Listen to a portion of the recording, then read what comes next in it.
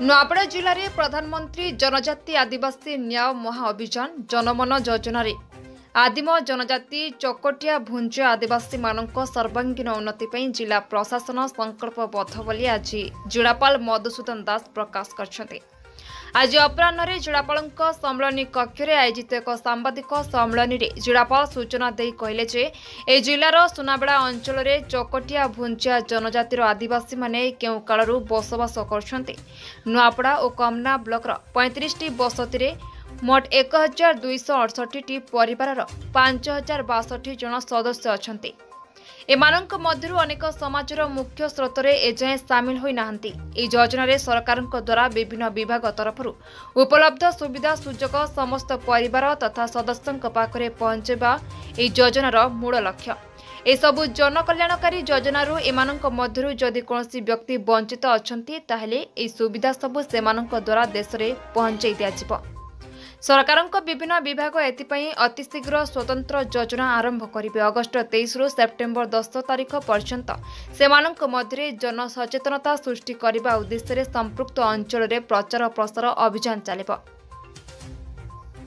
ଜନଜାତି ବସତିମାନଙ୍କରେ ଶିବିର ମାଧ୍ୟମରେ ହିତାଧିକାରୀମାନଙ୍କୁ ଆଧାର କାର୍ଡ, ଖାଉଟି କାର୍ଡ, ଜନଧନ ଆକାଉଣ୍ଟ, ବିଭିନ୍ନ ପ୍ରମାଣପତ୍ର ଯୋଗାଇ ଦିଆଯିବ। ସିକିଲ ସେଲ୍, ରକ୍ତହୀନତା ତଥା ବିଭିନ୍ନ ରୋଗ ନିରାକରଣ ପାଇଁ ସ୍ୱାସ୍ଥ୍ୟ ସଚେତନତା କାର୍ଯ୍ୟକ୍ରମ ଅନୁଷ୍ଠିତ ହେବ। ଏଠାକାର ମହିଳା ସ୍ୱୟଂ ସହାୟକ ଦଳମାନଙ୍କୁ ସଶକ୍ତିକରଣ କରି ସେମାନଙ୍କ ଜୀବନ ଜୀବିକା ସୁଧାର ପାଇଁ ବିଭିନ୍ନ ସହାୟତା ଯୋଗାଇ ଦିଆଯିବ। ପ୍ରଧାନମନ୍ତ୍ରୀ ଆବାସ ଯୋଜନାରେ ସମସ୍ତ ପରିବାରକୁ ପକ୍କା ଘର ଯୋଗାଇ ଦିଆଯିବ। ସମସ୍ତ ଯୋଜନାର ଦ୍ରୁତ କାର୍ଯ୍ୟାନ୍ୱୟନ ପାଇଁ ଜିଲ୍ଲା ସ୍ତରରେ ଜିଲ୍ଲାପାଳ ଏବଂ ବ୍ଲକମାନଙ୍କୁ ବିଡିଓମାନେ ନୋଡାଲ ଅଫିସର ଦାୟିତ୍ୱରେ ରହିବେ। ଚକଟିଆ ଭୁଞ୍ଜା ଉନ୍ନୟନ ସଂସ୍ଥା ବିଭିନ୍ନ ଲାଇନ ବିଭାଗମାନଙ୍କ ସହାୟତାରେ ସେମାନଙ୍କ ଦ୍ରୁତ ଉନ୍ନତି ପାଇଁ ବିଭିନ୍ନ ପଦକ୍ଷେପ ନେବେ।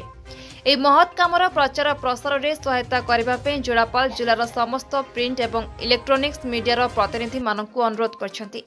ଆଜିର ଏହି ସଭାରେ ଜିଲ୍ଲାପାଳଙ୍କ ସହିତ ଜିଲ୍ଲା ମଙ୍ଗଳ ଅଧିକାରୀ ଦୀପ୍ତିମନ୍ତ ଭୋଇ, ଜିଲ୍ଲା ସୂଚନା ଓ ଲୋକସମ୍ପର୍କ ଅଧିକାରୀ ବିଦ୍ୟାପତି ପଣ୍ଡା ଏବଂ ବିଭିନ୍ନ ଗଣମାଧ୍ୟମର ପ୍ରତିନିଧି ଉପସ୍ଥିତ ଥିଲେ।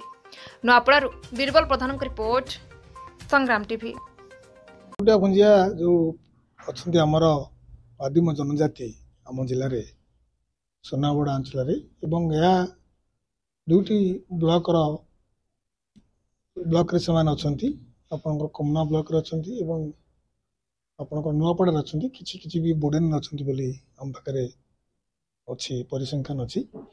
ଏମାନଙ୍କର ସର୍ବାଙ୍ଗୀନ ଉନ୍ନତି ପାଇଁ ପ୍ରଧାନମନ୍ତ୍ରୀ ଜନଜାତି ଆଦିବାସୀ ନ୍ୟାୟ ଅଭିଯାନ ମହାଅଭିଯାନ ଅନ୍ତର୍ଭୁକ୍ତ ଏକ ସଚେତନତା କାର୍ଯ୍ୟକ୍ରମ ହେଉଛି।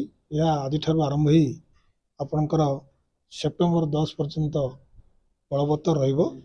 ଏଥିରେ ବିଭିନ୍ନ ବିଭାଗ ଆଗରୁ ସର୍ଭେ ହେଇ ଏହି ଜନଜାତି ଉପରେ ତାଙ୍କର କ'ଣ କ'ଣ କ୍ରିଟିକାଲ ଗ୍ୟାପ୍ ଅଛି, କ'ଣ ସରକାରୀ ଯୋଜନା ପାଇନାହାନ୍ତି କିନ୍ତୁ ସେମାନେ ଯୋଗ୍ୟ ଅଟନ୍ତି ପାଇନାହାନ୍ତି, ସେସବୁକୁ ଆମେ ସର୍ଭେ କରିକି ରଖିଛୁ।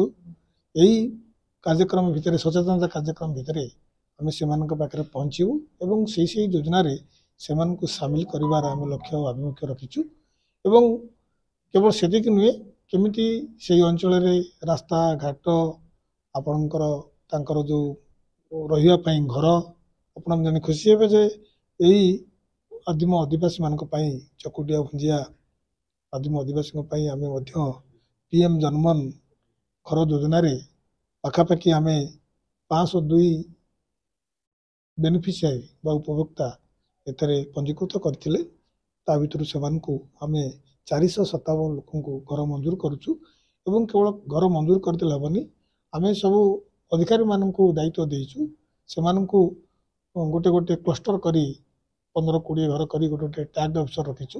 ସେମାନେ ନିଜେ ବୁଲିବେ ଏବଂ ସେ ଉପଭୋକ୍ତାମାନଙ୍କୁ ବେନିଫିସିଆରୀମାନଙ୍କୁ ତାଙ୍କୁ ସେନ୍ସିଟାଇଜ୍ କରିବେ, ତାଙ୍କୁ କହିବେ ଘର କରିବା ପାଇଁ ଏବଂ ଦରକାର ପଡ଼ିଲେ ମଧ୍ୟ ଯେଉଁ ଲଜିଷ୍ଟିକ୍ ସପୋର୍ଟ ଅଛି ଆପଣଙ୍କର ମାଟେରିଆଲ ହଉ, ଆପଣଙ୍କର ଘର କରିବା ପାଇଁ ଯାହା ସବୁ ଉପାଦାନ ଦରକାର ତାକୁ ମଧ୍ୟ ମହିଳା ସ୍ୱୟଂସହାୟକ ଗୋଷ୍ଠୀ ଯେଉଁମାନଙ୍କର ସବୁ ଫେଡେରେସନ ଅଛି ତାଙ୍କ ଦ୍ୱାରା ତାକୁ କ୍ରୟ କରି ସେମାନଙ୍କୁ ଦେବାର ବ୍ୟବସ୍ଥା କରାଯିବ। ଏବଂ ଆବଶ୍ୟକ ସ୍ଥଳେ ଯେଉଁଠି ପଇସାର ଆବଶ୍ୟକତା ଅଛି ମଧ୍ୟ ଆମର DRI ଲୋନ୍ ଅଛି ବା ଯେଉଁମାନେ ତାଙ୍କ ପରିବାରର ଲୋକ ସ୍ୱୟଂସହାୟକ ଗୋଷ୍ଠୀ ଥିବେ ସେଠୁ ମଧ୍ୟ ଋଣ ନେଇପାରିବେ।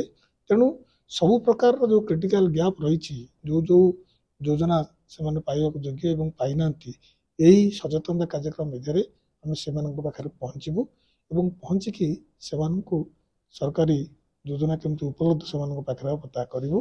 ଆଉ ମୋଟାମୋଟି ଭାବରେ ଆପଣମାନେ ଜାଣିଛନ୍ତି ଏହି ଯୋଜନାରେ ଆପଣଙ୍କର ଯେଉଁ ଆଧାର ଖୋଲିବା, ଜନ୍ମନା ଆକାଉଣ୍ଟ ଖୋଲିବା ଏବଂ ଯେଉଁମାନେ ସିକଲ ସେଲ୍ ଅଛନ୍ତି ରୋଗୀ ତାଙ୍କୁ ତନଖି କରି ଚିହ୍ନଟ କରି ଆମେ ତାଙ୍କୁ ଯେଉଁ ସ୍ୱାସ୍ଥ୍ୟ ସୁବିଧା ଯୋଗାଇ ଦେବା ତାଙ୍କ ଘରେ ଯାଇକରି ଏବଂ ମୋଟାମୋଟି ଭାବରେ ତାଙ୍କର ଜୀବନ ଜୀବିକାକୁ ଆହୁରି ସୁଦୃଢ଼ କରିବା ପାଇଁ ଏବଂ ସମୃଦ୍ଧ କରିବା ପାଇଁ ମଧ୍ୟ ଏହି ସଚେତନତା କାର୍ଯ୍ୟକ୍ରମ ମଧ୍ୟରେ ଆମେ କାର୍ଯ୍ୟକ୍ରମ ମାଧ୍ୟମରେ ସବୁ ସରକାର ଯୋଜନାକୁ କେମିତି ପ୍ରଣୟନ କରାଯିବ ସେମାନେ ତାର ସୁଫଳ ପାଇବେ ତାର ବିଧି ବ୍ୟବସ୍ଥା ଜିଲ୍ଲା ପ୍ରଶାସନ କରୁଛି।